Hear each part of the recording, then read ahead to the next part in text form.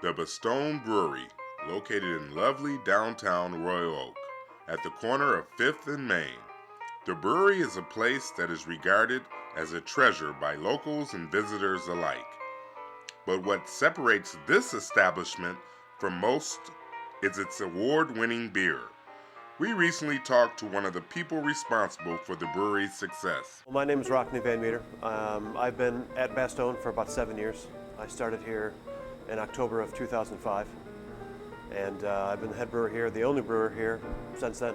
We are a Belgian-themed restaurant and brewery, so our beers are mostly Belgian, or at least Belgian, like top-heavy. We have 8 beers on tap. 6 of them are menu beers, so they're on all the time, and then 2 are rotating with season or just pretty much whatever I want to make. I guess what would make us unique would be we have more Belgian beers than any other style here.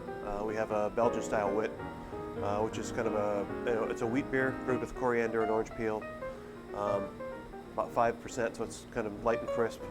A Belgian double, which is a darker style, amberish, maybe dark amber, about 7.5%, 8%, with some slight chocolate and caramel notes. Belgian triple, which is a golden style, 9% beer, light, oddly enough, and kind of crisp, being at 9%. And almost always 1 or 2 of the seasonal beers will be a Belgian influenced seasonal beer. So we pretty much always had between 3 and 5 Belgian beers on tap. So I wouldn't say strictly Belgian, but very Belgian heavy on the beer side. The grain that I get is, if I'm going to brew a Belgian style beer, I'll get grain from Belgium. If I'm going to brew a German style beer, I'll get German grain. And if I brew an American style beer, I'll get American grain. So most of the grain that I get is Belgian. From Castle Brewing Company or Castle Malting is the name of the maltery. It starts from the grain, and then you have to create sugar in the grain because down the line sugar turns into alcohol. So we take the grain that I get from Belgium or Germany or wherever I get it from.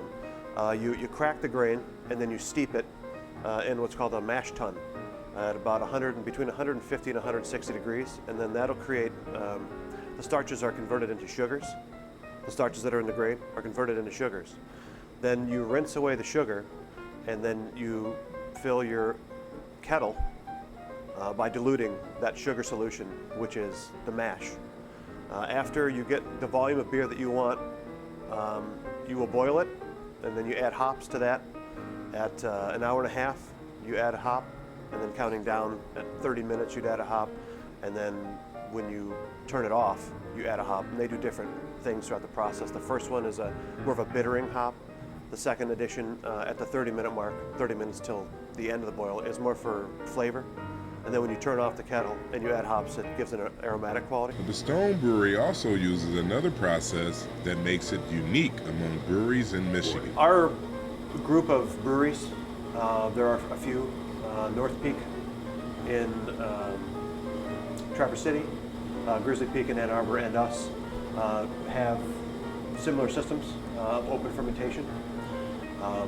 Most places, I would say 90+% of breweries use closed fermentation because it's much more sanitary. There's, as you can see, cellophane on top of these things just to keep dust, debris, any fly or any bug that would possibly contaminate it. It keeps it out of there. So this is kind of an old school process, but it's much cheaper. One thing is certain, the Bastone is an award-winning brewery that will continue to be a favorite stop for both local and out-of-town visitors.